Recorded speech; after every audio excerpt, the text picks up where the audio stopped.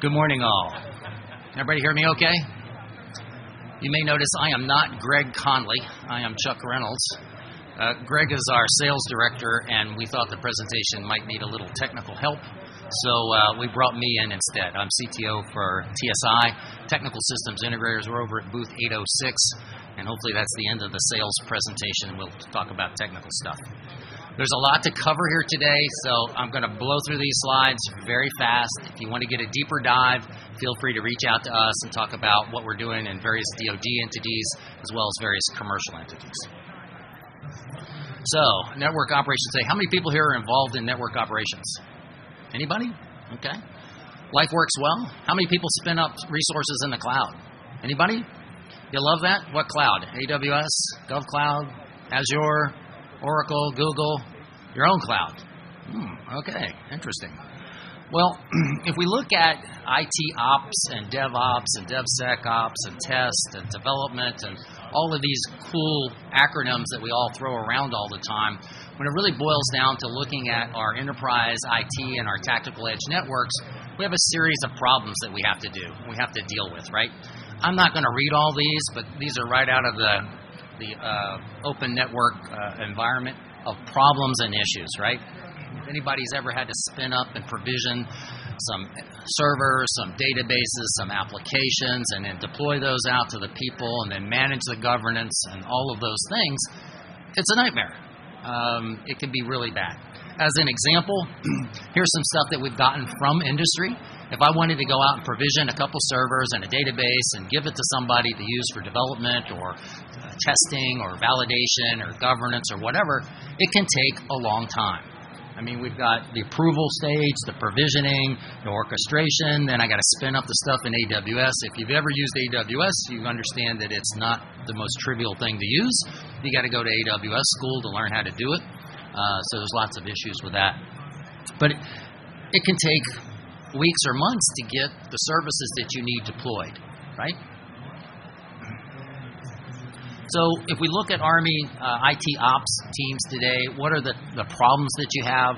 Again, I'm not going to read this stuff. We're going to run through this really quickly. If you'd like a copy of this presentation, I've got my card up here, and I'd be happy to send that to you to take a look at. But we've got expertise constraints, the training involved to learn the latest and greatest Cisco or Juniper or Arista, or whatever the environments are that we're using, the latest cloud instances. You know, AWS changes how they do everything every month or so, right? That you have to deal with that, the complexity of that, and then making sure things are secure and able to scale for us as well. All these are big problems. A lot of people are talking about like the Army Code Center and some of the other code environments and talking about, we can use infrastructure as code as a way to solve these problems. It solves some of the problems, but not all of them. Again, I'm not going to read the slide for you. What if you could set up an environment that allows us to eliminate all these provisioning bottlenecks to make it self-service and click on something and say, I need this, this, this, and this, deploy it? That'd be kind of cool, right? What if we could embrace the complexity of things, build out an entire topology of networks, of services and applications, and click on it and deploy it, use it for 3 or 4 hours, tear it down, and then someone else could use those resources later on, right? And then, of course, I'm going to grab my glasses here because I can't read and turn my neck at the same time. Basically, future-proof in your environment, right? To support new software architectures, new clouds, new infrastructure, and reduce the risk to the overall organization. So what we've done is we've built a tool called Environments as a Service. It's based on a couple industry-standard COTS tools that are used by companies like Cisco and Juniper and Dell and some of the others that you see here that can basically empower not only the admins, the developers, the end users, and consumers of everybody in your organization so that they can deliver and grab environments quickly as a service and deploy them. So we speed up their velocity of doing things, we make them more dynamic and flexible, we make them more productive with self-service, and we include in there all the governance so we can handle cost and security and compliance across the board. So basically what we do is we go out and we can add automated environments, so whether it's physical or virtual in the cloud or any combination. We set these and model these up in things called blueprints. A blueprint, think of a live Visio diagram. How many people here use Visio? Know what Visio is, right? Wouldn't it be great if the Visio diagram was real? The connections were real, the things were real, and you could click on them and do operations on them and make it simple? There you go. That's what we're offering. And then be able to scale this, right? For how many people here know about Cisco DevNet? Anybody use Cisco DevNet or Juniper vLabs? Well, we'll talk about them in a second. So this environments as service platform can serve a lot of different use cases. So we have network and security and dev test, DevSecOps. We have POC environments where you're trying to do proof of concepts and examples. We can spin up cyber ranges on a single button click, and then we can scale into DevOps, into cloud environments or self-service environments. So I won't read the features, but we'll talk about the fact that these are, RBAC-based environments with business intelligence, and they're complete enterprise-level tools, if you will. So we basically go out and handle all the inventory of your network, the reservations, connectivity of those things. We can then orchestrate them, provision them, configure them, and automate the use of those things, right? To basically deploy the environment, get the business intelligence out of it, do all the large governance and cost and RBAC controls, facilitate the test automation, test environments within your environments, and then set these things up so there's great value to each of the users, whether they're admins, developers, or end users, and make everybody's job an order of magnitude easier, right? Because we're decreasing button clicks. So if we look at the full story of this thing, basically any application, any data, any test tool, any physical infrastructure, any virtual or any service, we deploy all into these blueprints, or what we call a cloud sandbox. We give you all the ability to model them, to reserve them, schedule them, all the built-in networking to support clouds, all the automation, self-service catalogs, and business intelligence and analytics. We give you the integration capability to integrate it into other tools and services, and then it can be deployed against any infrastructure that you wish, as well as multiple infrastructures. Wouldn't it be great to take your blueprint with some services, some databases, and some of them are in AWS, some of them are in Azure, some of them are in Google, and some of them are in my local VMware vCenter installation, and maybe some of them are physical, right? If anybody's dealing with IoT, OT kinds of stuff. Anybody doing OT stuff? A little bit? Okay. So those are some other ideas. So basically we start with a catalog of environments that somebody's already built or pre-provisioned in our environment. You then spin up one of those catalogs. So you have connections, you have VLANs and switches and routers and firewalls and databases and exchange servers and domain controllers and all these things. So you have a real environment.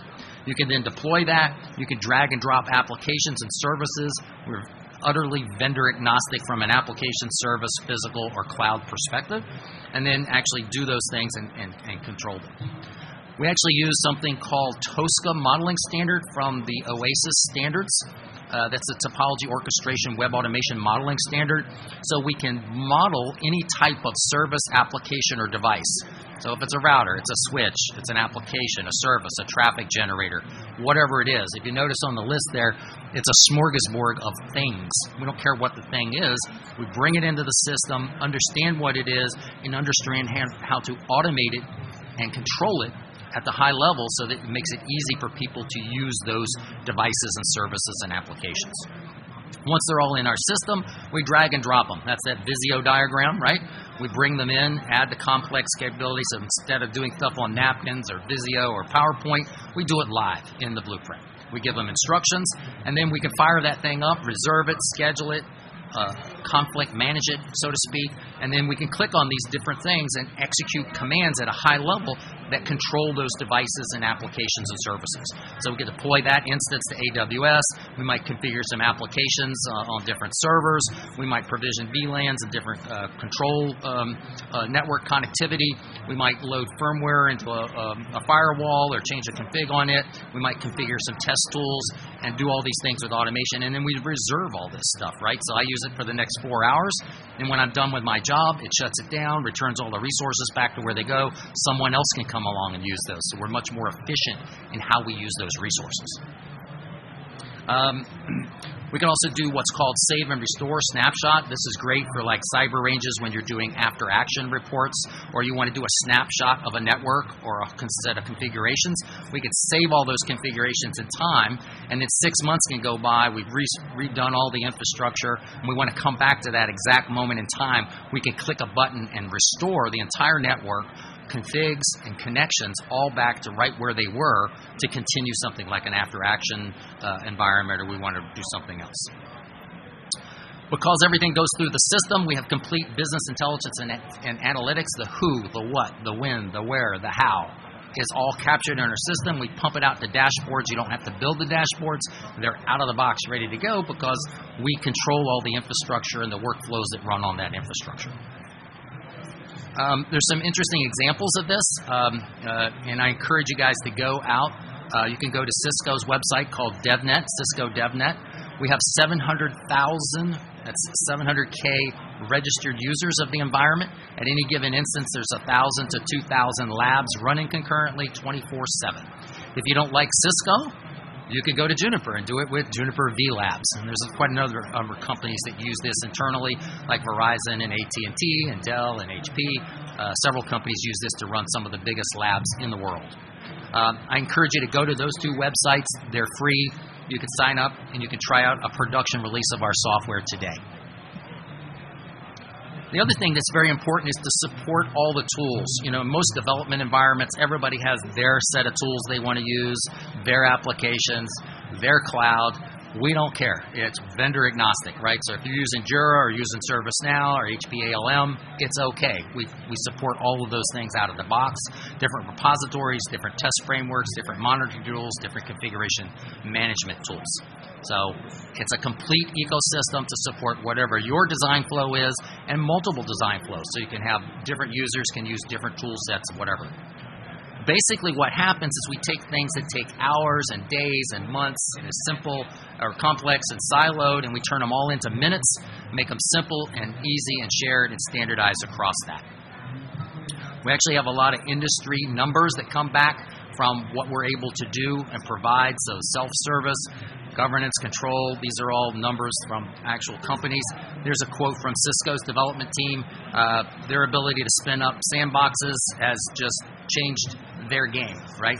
You can deploy and use anything at Cisco in minutes and try it out, test against it, use it, develop it, whatever you want. So it's been really great. So last but not least, this is a tool set, if you will, to implement the unified network vision as a control environment, enterprise level tool that if you go and look at all of the things that the unified network vision wants to have, this is a list of those things, right, that what we need to have in that environment, and we're going to be able to provide all of those for people. Okay, any questions? Yes.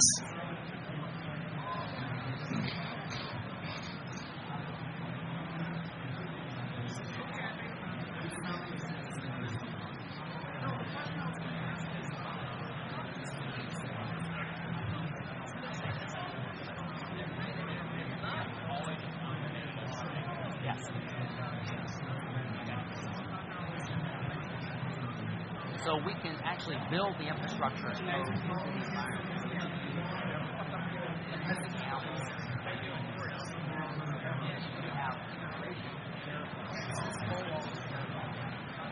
I should probably use a mic, huh? It's a great question because he talked about the fact of what do we do with infrastructure as code tools? How do we integrate those in?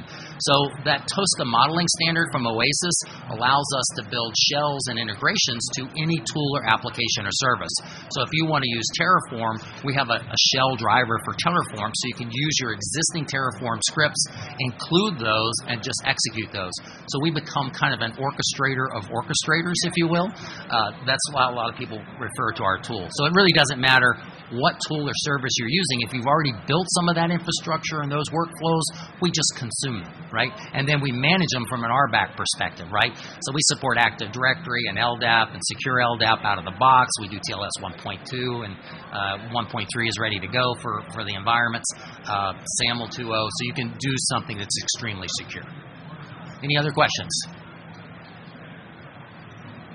Okay, well, thank you very much.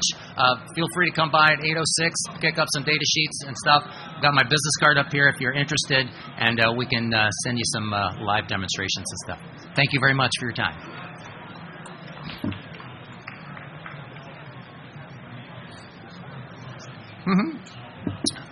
If you'll just send me an email, I'll go ahead and forward it to you. And you're with who? Okay. Yeah, I'd be happy to. We use this tool to do all the internet testing for the DOTA at DISA. So we run the entire DISA internet engineering department with this tool, so it's quite good. Anyway, all right.